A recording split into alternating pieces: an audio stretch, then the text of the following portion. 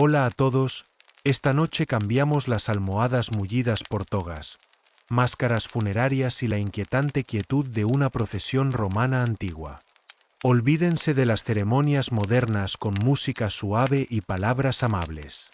En Roma, los funerales eran teatrales, políticos y a menudo abrumadores, con plañideras contratadas, trompetas ruidosas y algún que otro disturbio. Imagina despertarte y que se espere de ti que llores convincentemente en público, que lleves una pesada máscara de cera de tu bisabuelo o que camines descalzo detrás de un carro mientras alguien recita tus fracasos en voz alta. Y eso antes de que empiece la cremación.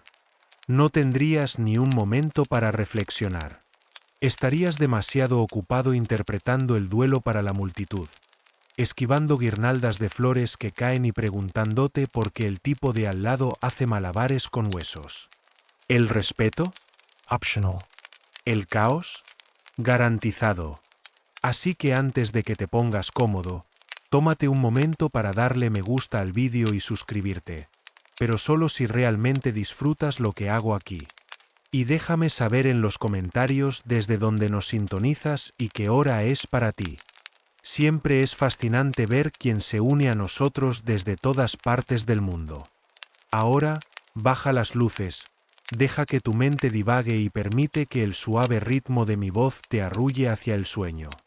Quizás acomódate, acércate un poco más la manta y empecemos juntos el viaje de esta noche.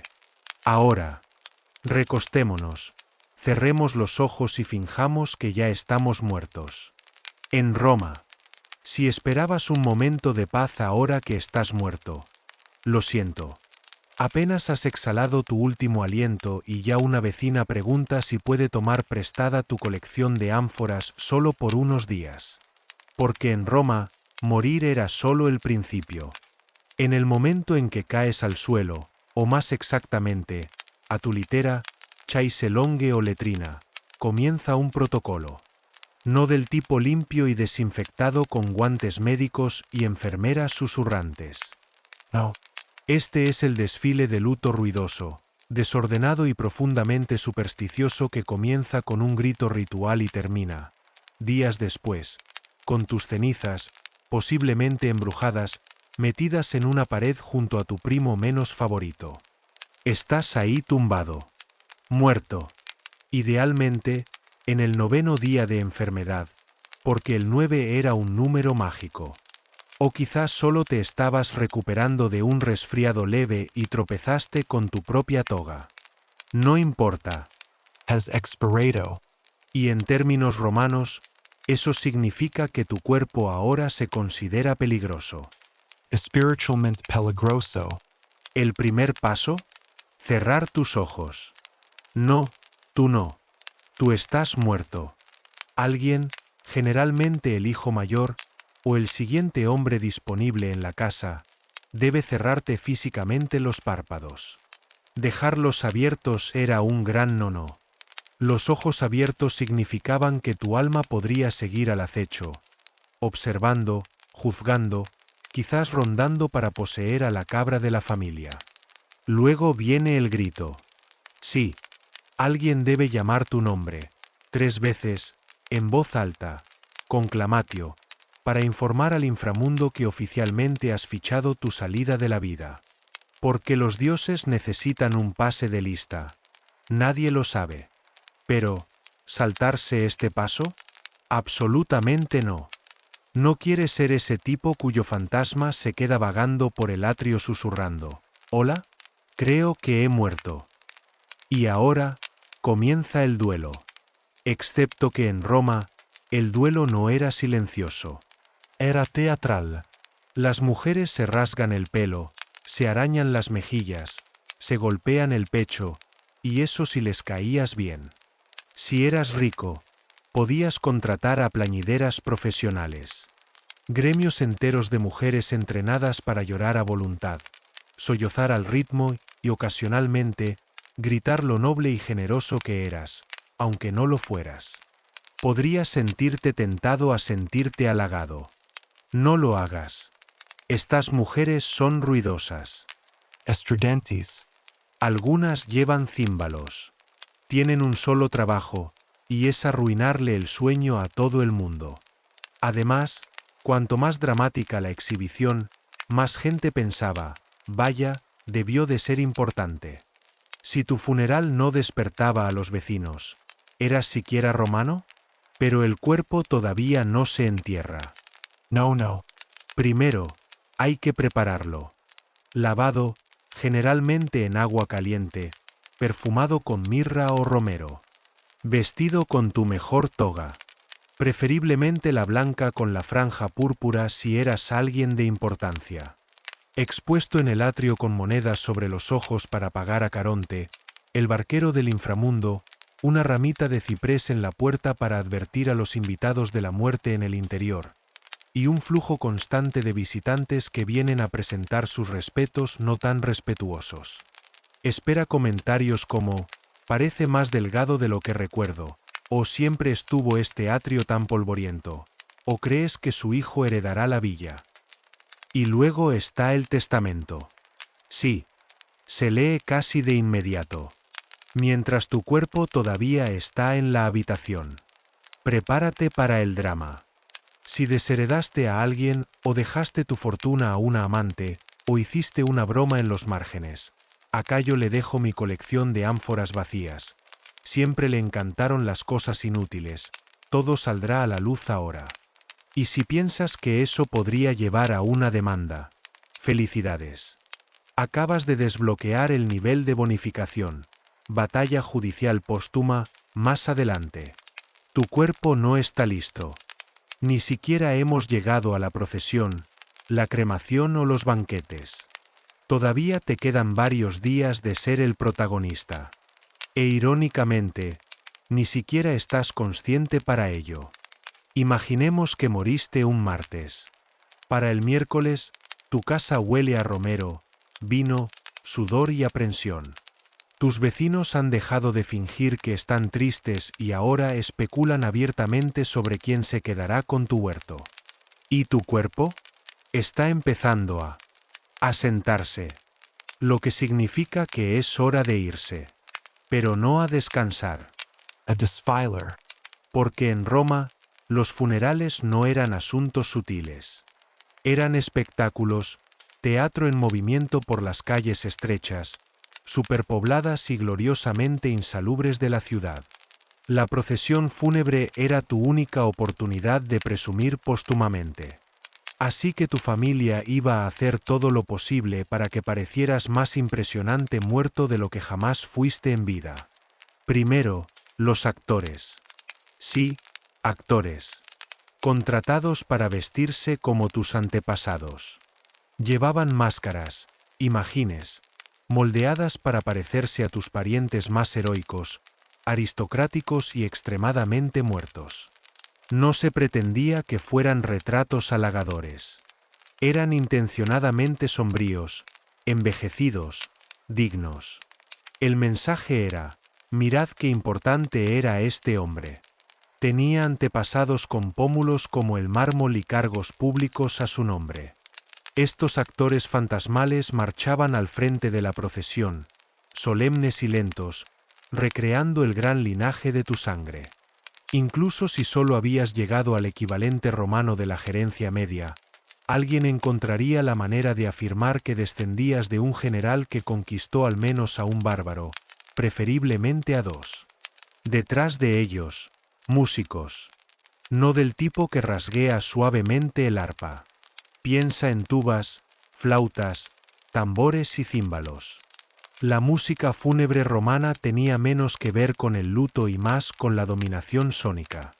Querías despertar a cada alma en un radio de 5 manzanas. Si alguien no abría de golpe sus contraventanas y gritaba «¿Quién ha muerto?», la banda no estaba haciendo su trabajo. Luego venían los dolientes. Tu familia, real y fabricada. Cuanto más caos causaran, mejor. Gritar, arrojarse a los adoquines, desmayarse de dolor, todo era parte de la estética. Se esperaba que tu viuda fuera la más dramática de todas. Idealmente, se desplomaría al menos una vez durante el recorrido. Si no lloraba lo suficiente, o parecía sospechosamente bien vestida, los rumores comenzarían antes de que tu pira siquiera se encendiera. Quizás se alegraba de que te hubieras ido. Quizás había estado viendo al panadero. Quizá envenenó tu garum. Y allí, en medio de todo, tú, en un féretro, llevado por esclavos o portadores contratados, envuelto en tu mejor toga, con los brazos cruzados como una estatua de cera. Dependiendo de tu riqueza, también podrías estar rodeado de flores, quemadores de perfume y ocasionalmente un niño pequeño abanicando las moscas. Podrías estar pensando, ¿por qué no irse en silencio? Porque el silencio no hacía que te recordaran. El silencio no aseguraba el estatus social de tu familia. Un funeral romano era teatro político con un cadáver en el centro del escenario. Eventualmente, la procesión llegaba al foro romano, no al cementerio. Eso venía después. Primero, el elogio fúnebre, pronunciado por tu heredero varón mayor o un pariente respetado, posiblemente entre lágrimas, posiblemente un poco borracho. Se paraban ante la multitud reunida y enumeraban tus logros. Si no tenías ninguno, se inventaban algunos. Una vez convenció a un senador para que le prestara 4 burros. Podía recitar a Virgilio al revés. Nunca derramó vino en su toga, ni una sola vez. No se trataba de precisión. Se trataba de dignidad. Imagen. Legado. Los romanos creían que tu reputación en la muerte podía mejorar retroactivamente tu vida. Piénsalo como relaciones públicas después de caducar. Después del discurso, la multitud podría vitorear, o llorar, o asentir educadamente, dependiendo de cuánto tiempo los hubieras hecho estar de pie bajo el sol. Luego venía el viaje final. Te sacaban fuera de la ciudad, porque los romanos, con todo su entusiasmo por los rituales de muerte, no querían cadáveres dentro del sagrado límite de la ciudad. Era una línea religiosa, el pomerium, y tu ser en descomposición no tenía nada que hacer dentro de ella. Así que allá te ibas, a la necrópolis. Lo que significa, literalmente, ciudad de los muertos. Ahora venía la decisión, cremación o entierro. Si esto era la Roma temprana, la cremación estaba de moda. El fuego era purificador, transformador.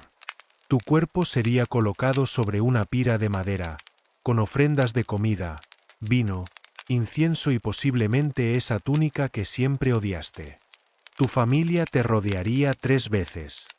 Luego, alguien, generalmente un pariente masculino cercano, prendería la pira. Las llamas se elevarían, y así, supuestamente, también lo haría tu alma. Pero las cremaciones romanas no eran rápidas, ni limpias. Llevaban horas. La gente traía sillas plegables. Los niños se aburrían. Alguien inevitablemente derramaba vino. Y sí, había reglas sobre qué huesos recoger después. Las cenizas se barrían, se clasificaban y se colocaban en una urna. Generalmente de terracota. A veces de mármol. Casi nunca de oro. Incluso muerto, se esperaba que mostraras contención.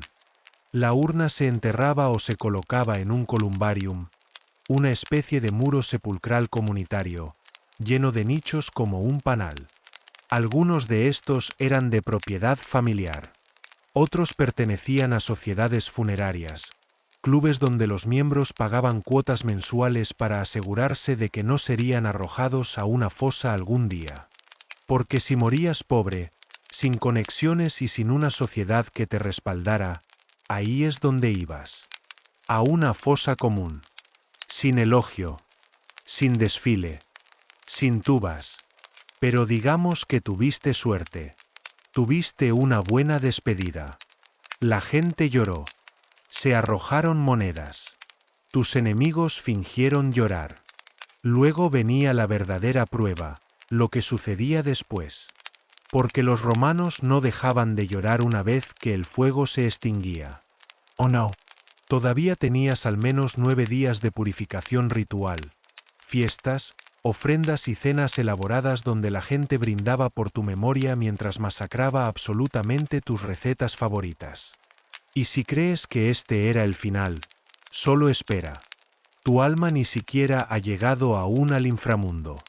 Hay ríos que cruzar, jueces que sobornar, y en algún lugar, inevitablemente, un sacerdote sacrificando un pollo en tu nombre mientras murmura que eras bastante decente. Al 10º día después de tu muerte, si tu familia seguía la tradición, celebraban una fiesta en tu honor. No una fiesta cualquiera. Esta era la cena novendialis, y marcaba el fin oficial del luto. O al menos, eso es lo que todos afirmaban mientras juzgaban en silencio las togas de tus parientes por estar un poco demasiado limpias. La idea era simple: comer, beber e invitar simbólicamente a tu alma a seguir adelante, del mundo de los vivos a donde quiera que fueran los fantasmas romanos cuando dejaban de hacer sonar las ánforas.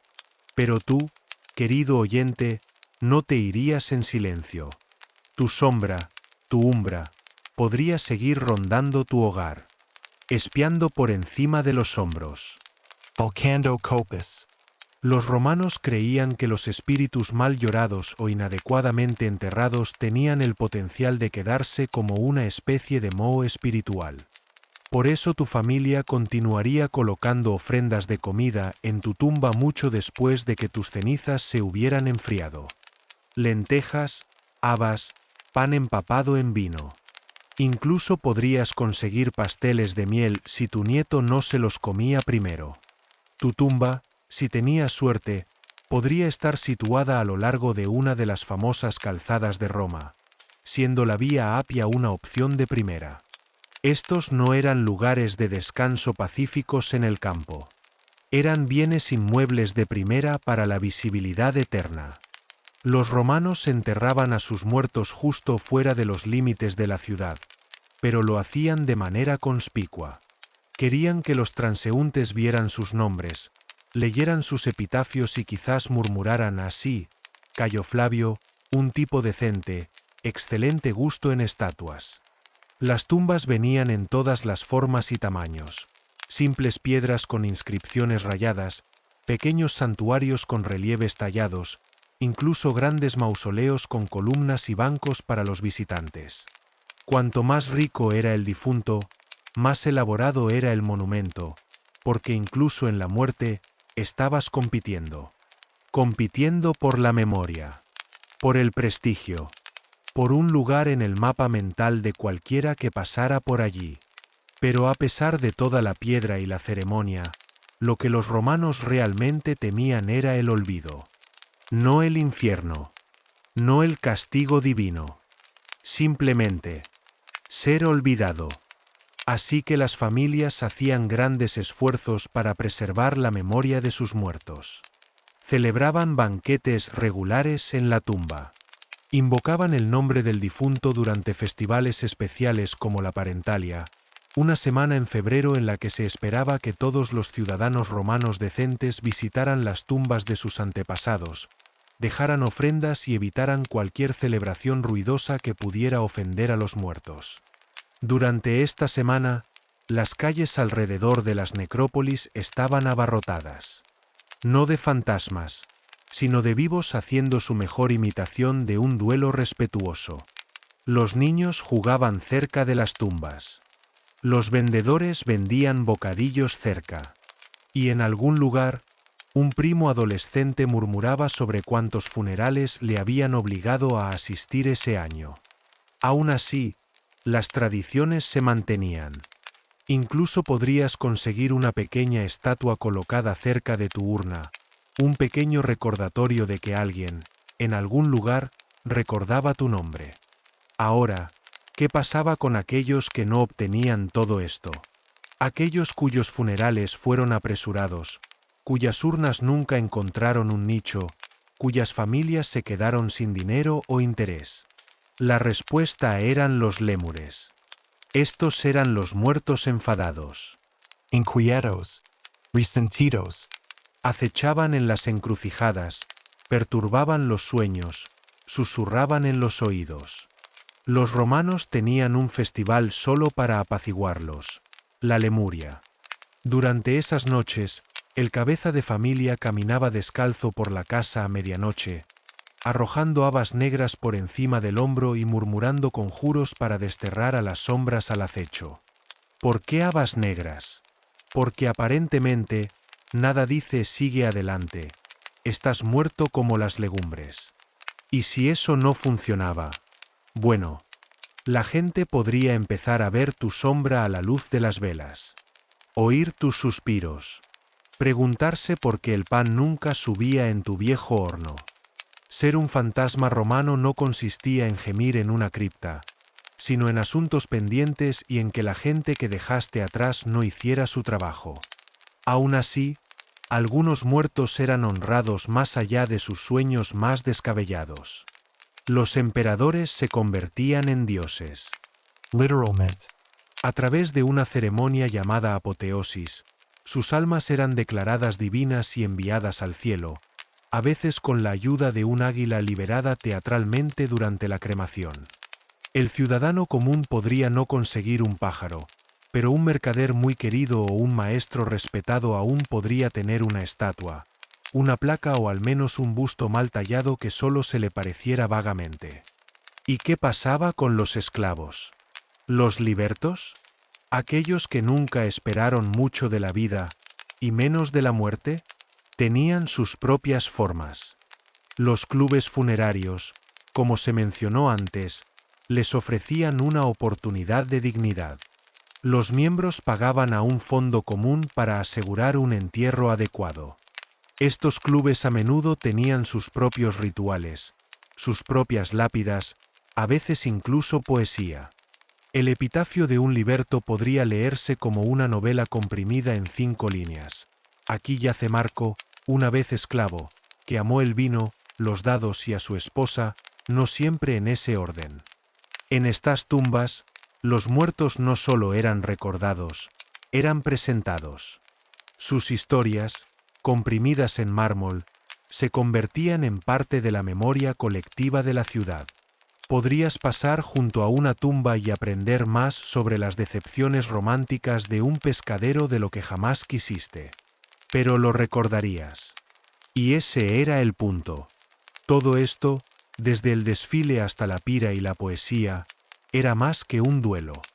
Era un desafío. Una negativa a desaparecer. En una ciudad construida para sobrevivir a imperios, los romanos luchaban por grabar su existencia en sus mismas piedras. Y si no podían, te atormentaban hasta que lo hicieras por ellos. Podrías pensar que después de que las cenizas se enfriaran y el epitafio fuera grabado, la historia terminaría. Pero no, en Roma, la muerte tenía una vida social después de la muerte. Y la tuya, querido oyente, estaba a punto de ser juzgada no solo por los dioses, sino por vecinos con opiniones muy firmes sobre la tipografía de las lápidas. Los funerales romanos, como la mayoría de las cosas en la vida romana, eran ejercicios de actuación. Y el acto final de esa actuación era el legado. No solo la memoria pública. No estabas verdaderamente muerto hasta que la gente dejaba de hablar de ti. Dejaba de discutir si tu estatua debería haber tenido pantorrillas más realistas, o si tu banquete final fue un poco escaso en garum. Hablemos de las inscripciones de las tumbas. No eran humildes. En todo caso, eran tu última y desesperada oportunidad de curar como serías recordado. La modestia era rara. Un epitafio típico no solo decía «aquí yace Publio». Decía algo como «a los espíritus de los difuntos». Aquí yace Publio Helio Afortunado, liberto de Helio, que sirvió fielmente durante 27 años, amado por todos, odiado por ninguno, que dio generosamente a su comunidad y poseía la mejor higuera de la Vía Latina. Y esa era la versión abreviada. Las largas se extendían por párrafos, detallando el carácter moral, el número de hijos, la generosidad en los festivales, y por supuesto, lo devastadoramente injusto que era que los dioses se llevaran a un alma tan noble con solo 47 años. O 57. O 77. La edad siempre era negociable en la muerte. Algunas tumbas presentaban maldiciones. Oh, sí. Eran advertencias severas para los ladrones de tumbas, los vándalos y los adolescentes curiosos. Que quien perturbe esta tumba sea maldecido por Plutón y nunca conozca la paz, ni en la vida ni en la muerte. Ese tipo de cosas. Encantador, de verdad. Los romanos no solo temían ser olvidados, temían ser irrespetados. Y qué mejor manera de asegurar el respeto que amenazar con el tormento eterno a cualquiera que moviera tu urna para hacer sitio a un vecino más nuevo y llamativo. Mientras tanto, las familias regresaban regularmente. No era un asunto de una sola vez. Había rituales anuales. La Feralia, por ejemplo, era un día solemne de ofrendas a los muertos. Las familias visitaban las tumbas, dejaban comida, vertían vino y susurraban nombres. Tenía menos que ver con la gratitud fantasmal y más con el deber cívico, como presentarse en una cabina de votación, si la urna electoral te juzgara por la eternidad. Tú, sin embargo, eras en su mayoría impotente en todo esto. A menos que de alguna manera hubieras arreglado un testamentum. Un testamento formal con estipulaciones. Algunos de estos eran simples, dejar 3 denarios a cada esclavo. Otros eran, digamos, elaborados. Como exigir a tu heredero que celebrara juegos gladiatorios anuales en tu nombre, o que encargara una estatua tuya, preferiblemente ecuestre, preferiblemente heroica y preferiblemente más alta que la que consiguió tu primo el año pasado. Ah, las dinámicas familiares. Incluso en la muerte, la pugna continuaba. Hijos desheredados impugnaban testamentos. Sobrinos codiciosos regateaban sobre los gastos funerarios. Viudas hacían sutiles ediciones a la poesía de las lápidas. Y a través de todo ello, los sacerdotes del Colegio de Pontífices se aseguraban de que cada ritual permaneciera técnicamente correcto, si no emocionalmente sincero. Y luego estaban los cultos funerarios. No siniestros, no secretos, solo pequeños grupos de romanos que se reunían para recordar, para preservar, para ritualizar el duelo. A veces giraban en torno a una sola familia. Otras veces, se centraban en una figura tan querida que generaciones mantenían viva su llama. Estos cultos mantenían activa la muerte. No solo lloraban, mantenían una especie de suave vigilancia sobre los vivos, un recordatorio de que alguien, en algún lugar, todavía prestaba atención a cómo hablabas del tío abuelo Lucio. Entre todo esto, tu sombra, esa parte incorpórea de ti que se negaba a abandonar por completo el mundo mortal, flotaba entre las sombras. No en agonía, no en paz, sino en una especie de sala de espera de la eternidad, escuchando a escondidas los chismes, viendo a alguien reemplazar la corona de tu estatua por una versión más barata y preguntándote por qué tu antiguo vecino fue enterrado más cerca de la calzada que tú. Pagaste extra por ese sitio, estás bastante seguro. Los niños, también, tenían su lugar en este sistema de recuerdo. Sus tumbas a menudo presentaban representaciones conmovedoras, aunque ligeramente idealizadas. Niños pequeños jugando con aros, niñas con pájaros o muñecas. Las inscripciones lamentaban lo que podrían haber sido: abogados, sacerdotisas, ciudadanos valientes. Eran inmortalizados como potencial, preservados para siempre en una instantánea idealizada e inocente.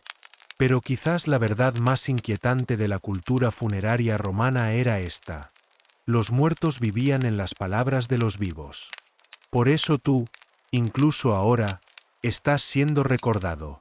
Porque alguien, en algún lugar, grabó tu nombre en piedra, vertió vino en tu tumba o murmuró tu nombre durante un festival.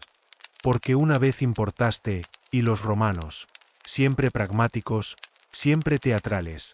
Creían que importar era una elección que tenías que reforzar cada año. ¿Y si nadie venía? Si las ofrendas cesaban, si los nombres se olvidaban, si la hiedra cubría el mármol y la lluvia desgastaba las letras, entonces quizás tu umbra realmente seguía adelante. O quizás, solo quizás, vagaba. Esperando que alguien recordara. O que alguien olvidara el tiempo suficiente para que tu historia comenzara de nuevo. Ahora, digamos que tu funeral se desarrolló con solo unos pocos contratiempos menores. Una ánfora derramada, un elogio incómodo, un liberto que lloró con un poco demasiado de entusiasmo para alguien que una vez intentó envenenar a tu perro. Pero antes de que tu sombra pueda empezar a atormentar a los vivos o a merodear cerca de la tumba familiar, tenemos que hablar de bienes raíces. No del tipo con atrios e impluviums, sino de parcelas de tumbas. Verás, morir en Roma no era solo un viaje espiritual. Era una preocupación de propiedad. El entierro romano era ilegal dentro del límite sagrado de la ciudad, el pomerium. Así que los muertos vivían, metafóricamente, a lo largo de las calzadas fuera de las murallas de la ciudad. Esto significaba que en la muerte, como en la vida, la ubicación era estatus. La Vía Apia, la Vía Latina, la Vía Flaminia, estas eran las avenidas del Parque del Inframundo. Cuanto más cerca de la ciudad estuviera tu tumba, más importante eras. O más dispuesto estabas a sobornar a los funcionarios adecuados. Las tumbas venían en muchas formas. Nichos humildes en columbaria comunales para las clases bajas. Parcelas familiares modestas para ciudadanos respetables. Mausoleos imponentes para los ricos, con inscripciones más largas que un currículum moderno y mucho más halagadoras. Algunas tenían forma de altares, otras como casas en miniatura. Algunas eran tan grandiosas que los turistas se detenían a mirar. Literalmente turistas. Los viajeros romanos se detenían al entrar en la ciudad para admirar las tumbas de generales famosos, escritores y personas que afirmaban ser ambas cosas. Esto creaba una cierta dinámica de vecindario póstumo. Las familias ricas competían por la máxima visibilidad. No querrías que tu tumba fuera eclipsada por la de los Cornelios de al lado, no después de lo que dijeron sobre tus higos en las últimas Saturnales. Así que las tumbas se hicieron más altas, las inscripciones más largas, los bustos y las estatuas se multiplicaron como conejos en las Lupercales. Había una tradición de instalar bancos cerca de las tumbas, para que los transeúntes, y especialmente los parientes, pudieran descansar y recordar. No eran simbólicos. Los romanos realmente hacían picnics con los muertos. Pan, queso, vino, algún pescado seco ocasional. No estabas siendo grosero por comer cerca de las cenizas de la tía abuela Octavia, la estabas incluyendo. Después de todo, probablemente ella pagó por el banco. ¿Y esos clubes funerarios que mencionamos antes? Muchos de ellos juntaban recursos para tumbas compartidas. Piénsalo como una cooperativa póstuma. Pagabas tus cuotas en vida, no siempre en dinero, a veces en trabajo o favores, y a cambio, se te garantizaba un lugar en el descanso eterno colectivo. A menudo con una modesta placa que decía algo como: «Aquí yace Marco, panadero del club, que una vez trajo 3 panes extra a la fiesta del solsticio». Un legado. Los niños a veces eran enterrados en parcelas familiares, pero los bebés y los esclavos podían ser enterrados en otros lugares, apresuradamente, anónimamente, a veces solo con un trozo de cerámica con un nombre arañado. La muerte no siempre fue digna, incluso en una sociedad obsesionada con la dignidad. Y luego estaban los elaborados jardines de las tumbas. Sí, jardines. Algunas tumbas incluían pequeños trozos de vegetación, no solo por belleza, sino porque los romanos creían en nutrir a los muertos. Vides, Romero, Mirto, Creben un air Pacifico. Y, En algunos casos, una sombra práctica para los dolientes que tenían que soportar largas lecturas rituales. Las tumbas podían ser mejoradas con el tiempo. ¿Moriste modestamente pero tu hijo llegó a cónsul? Excelente, tus cenizas van a recibir un lavado de cara de mármol. Un nuevo busto, una nueva inscripción, quizás un suelo de mosaico si se siente generoso. Era un poco como una actualización de LinkedIn, edición póstuma. Pero también había peligro en la grandeza. Si tu tumba era demasiado bonita, demasiado llamativa, demasiado cerca de la calzada. Bueno, los ladrones se daban cuenta. El robo de tumbas no era común, pero sucedía. A veces no por objetos de valor, solo por material de construcción. Los trozos de mármol y terracota eran caros. ¿Por qué comprar un dintel nuevo cuando la lápida del tío Cayo serviría igual de bien? Aún así, los romanos intentaban disuadir tal profanación. Las inscripciones a menudo incluían amenazas. No solo maldiciones de los dioses, amenazas legales. Esta tumba está protegida por la Lex Papia. Cualquier persona que la perturbe será multada con 100,000 sestercios y deshonrada para siempre. No está claro si esto se hacía cumplir. Pero las advertencias, talladas en piedra, dejaban claro el punto. Incluso en la muerte, la propiedad era sagrada. Quizás te preguntes cómo se desarrollaba todo esto en las provincias. La cultura funeraria romana viajaba bien. En la Galia, en Britania, incluso a lo largo del Éufrates, los romanos y los locales romanizados adoptaron prácticas similares. Las inscripciones podían estar en dialectos locales, pero el mensaje era el mismo: viví, importé, no me olvidéis. Y a veces, las tumbas más conmovedoras no eran para humanos en absoluto. Los romanos enterraban a sus perros, sus pájaros, incluso a sus monos favoritos. Sobreviven epitafios a mascotas queridas, y son desgarradoramente sinceros. A Iris, mi perrita faldera, que nunca ladró sin motivo, que se tumbaba a mis pies durante las tormentas, que lamió mis lágrimas. A veces no son los emperadores o los generales los que se sienten más humanos. Es el hombre que echaba de menos a su terrier. Quizás esperabas que, una vez enterrado, tu trabajo estuviera hecho. Pero el legado es trabajo. Y en Roma, la muerte era solo otra carrera, una en la que te juzgaban por lo bien que gestionabas la estética de tu ausencia. Y así tus huesos descansan, tu inscripción brilla a la luz de la tarde, y los transeúntes, apresurados, distraídos, miran brevemente tu nombre antes de continuar. Algunos recuerdan. La mayoría no. Pero en Roma, incluso ser visto de reojo en la muerte era una especie de inmortalidad. Has vuelto. Todavía caliente del último capítulo, como pan recién salido del horno, ligeramente quemado por los bordes, quizás, pero por lo demás todavía tierno por dentro. Bienvenido. Lo estás haciendo bien. De verdad, lo estás. Has sobrevivido a las inspecciones romanas, a la escasez de grano y al menos a una confrontación con un supervisor exasperado cuya principal forma de comunicación es gritar mientras sostiene una paleta. Veamos cómo te va ahora. ¿De acuerdo? Quizás quieras recostarte para esto. Tal vez cerrar los ojos. Imagina el olor a polvo de harina, el calor de un horno comunal y la vaga sensación de que estás siendo juzgado por cada matrona que pasa con una cesta de la compra llena de aceitunas. Entremos en materia suavemente. La panadería romana, a esta altura del día, es un crisol de caos disfrazado de trabajo organizado. Es la hora de las entregas. Todo el destino culinario del vecindario depende de que tú y tus compañeros no etiquetéis mal los panes. No hay lugar para la licencia poética o la interpretación basada en la corteza.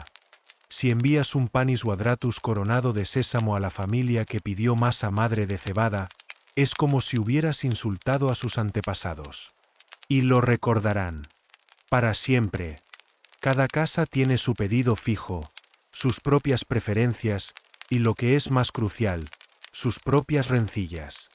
Algunos creen que su pan debe ser el más caliente. Otros insisten en que el suyo sea rebanado, un lujo raro, o que sus panés lleven un sello con el escudo de la familia presionado en la masa, como si lo enviaran a la batalla. Esto no es solo comida. Es una declaración. Un símbolo de estatus. Una declaración política hecha con trigo y levadura.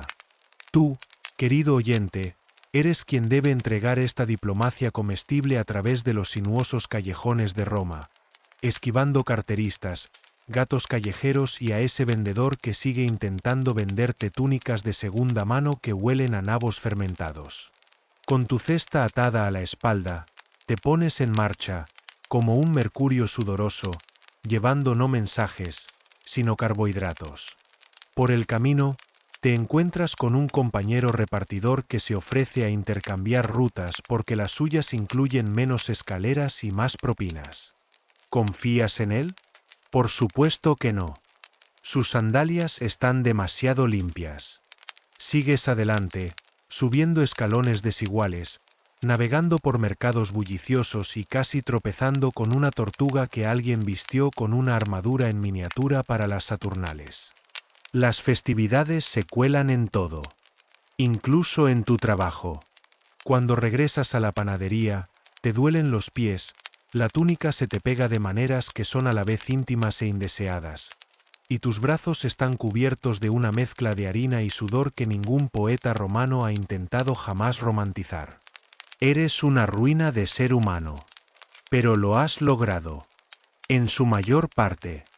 Hasta que llega el asistente del magistrado. Ah, sí.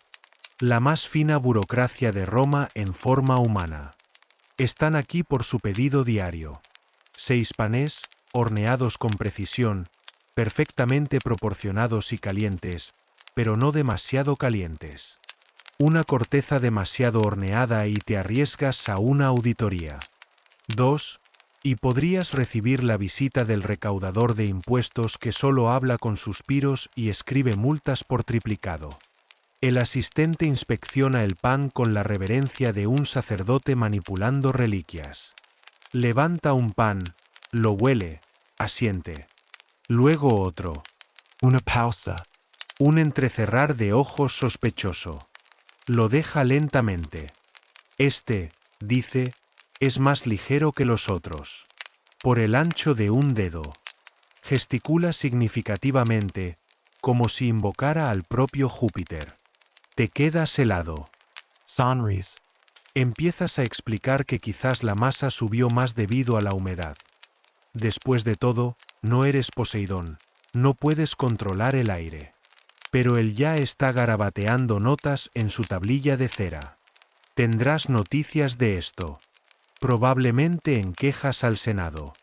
Tu nombre estará garabateado junto a distribución desequilibrada de semillas de sésamo. Aún así, la panadería sobrevive. Las tardes son más tranquilas. El calor se asienta, los hornos comienzan a enfriarse y los aprendices friegan los suelos con sombría resignación. Uno comienza a cantar, una melodía baja y desafinada sobre una chica de Tibur que se fugó con una auriga y dejó solo una ánfora y un montón de deudas impagadas. Es trágico. Es extrañamente pegadizo. Te tomas un momento para sentarte. Solo por un minuto. Te duelen las piernas. Tienes las manos en carne viva. Tu nariz todavía tiembla con el recuerdo del polvo de harina. Al otro lado de la habitación, alguien estornuda y causa una pequeña explosión de harina. Nadie reacciona. Piensas en tus sueños de trabajar en una panadería. Tiempos más simples. Fantasías borrosas de hacer pan en paz y una jubilación anticipada. En cambio, has aprendido a discutir con los clientes, a defenderte de los perros salvajes, a evitar quedarte encerrado en el granero, y lo más importante, a fingir que todo está bien cuando alguien se olvida de añadir sal. Y sin embargo, mientras los últimos rayos de sol se arrastran por el suelo de terracota, lo admites. Hay algo hermoso aquí. Algo antiguo y rítmico. El pan era vida en Roma. Alimentaba a la gente, calmaba a los dioses y ocasionalmente se lanzaba durante los disturbios. Y hoy, tú ayudaste a que eso sucediera. No nos detengamos demasiado. Sin embargo, todavía tienes masa que amasar para la hornada de mañana y un ratón que ahuyentar de la despensa. Pero no te preocupes. Terminaremos pronto. Solo queda una parte más. Y quizás, después de todo esto, una pequeña siesta. Lo has logrado. Bueno, la mayor parte de ti lo ha logrado. Un poco desgastado por los bordes, quizás, algunas quemaduras aquí y allá, en tus brazos, en tu ego, pero sigues aquí. Un día completo en una panadería romana. Más o menos algunas violaciones menores del código de sanidad y un colapso emocional junto a un saco de mijo. No pretendamos que no te han puesto a prueba. Te has levantado antes que el sol, has manejado entregas de grano con la eficiencia de una cabra en pánico, has sobrevivido a las raciones de harina, a la mesa de amasar que se derrumba y al desafío diario de clientes que creen que su pan debería ser horneado con las bendiciones de la propia Venus. Y ahora, mientras la noche finalmente envuelve las calles de Roma, tu turno ha terminado técnicamente. O al menos, lo estaría. Si no fuera por la hornada nocturna. Porque el pan en Roma nunca duerme de verdad. Siempre hay un festival mañana, siempre un banquete de un senador, siempre una madre ansiosa exigiendo 12 panecillos de miel para el desayuno de compromiso de su hija. Así que los hornos se mantienen calientes. Y tú, a pesar de tu deseo de meterte dentro de uno y desaparecer, debes quedarte. La panadería de noche es una bestia diferente. Más tranquila. Sí, pero no más calmada. Es la hora de la reflexión. De recontar cuántos panes se quemaron, cuántos clientes mintieron sobre el cambio, cuántas ratas viven ahora detrás del barril de aceitunas. Tus compañeros panaderos son fantasmas de sí mismos, manchados de hollín, con las túnicas pegadas en todos los lugares equivocados. Intercambiáis miradas que dicen, sin palabras, no vamos a hacer esto para siempre, ¿verdad? Y sin embargo, ninguno de vosotros se va, porque aquí, en esta tumba de baldosas iluminada por el horno, algo extrañamente tierno se desarrolla. Hay menos gritos, más tarareos. Alguien saca vino, no buen vino, por supuesto, pero cálido y vagamente parecido a la uva. Bebe un sorbot. Quema un poco. Finge que no te importa. Y entonces sucede. La tormenta. La lluvia en Roma no es un asunto gentil. No pide permiso. Llega como un deudor enfadado, pateando puestos, inundando callejones, empapando túnicas y convirtiendo la harina en pasta. Los truenos retumban sobre los tejados como si Júpiter arrastrara muebles por el cielo. Una ráfaga de viento abre de golpe las contraventanas de la panadería, esparciendo pergaminos y semillas de sésamo por igual. Pero nadie entra en pánico. No aquí. La lluvia, extrañamente, trae alivio. El mundo se calla. Menos clients. No hay entregas. Solo tú, el pan, los hornos y la tormenta. Alguien se ríe. No de nada en particular. Solo de lo absurdo de todo. Tú también te ríes, aunque no estás seguro de por qué. Quizás porque sobreviviste. Quizás porque estás demasiado cansado para llorar. Quizás porque no queda nada por quemar. Te acurrucas cerca de los ladrillos calientes del horno. Solo por un momento. Solo para descansar la espalda. Cierras los ojos y todavía puedes oírlo. El suave siseo de la masa subiendo, el crujido de la madera, la suave respiración de tus compañeros mientras se deslizan en ese delicado crepúsculo entre la conciencia y la rendición. Afuera, la lluvia continúa. Un ritmo constante, como pasos en un tejado. del tipo que ralentiza la ciudad, enfría las piedras y acalla a los perros. Un ritmo que ha sonado durante siglos y continuará mucho después de que se hornee el último pan. Lo has logrado, querido oyente. Has vivido un día en una panadería romana. Has sentido el calor, el peso, la rutina. Y ahora, sientes la quietud. Duerme ahora. Deja que los hornos se enfríen. Deja que la tormenta te cante hasta dormir. Deja que el pan espere a la mañana.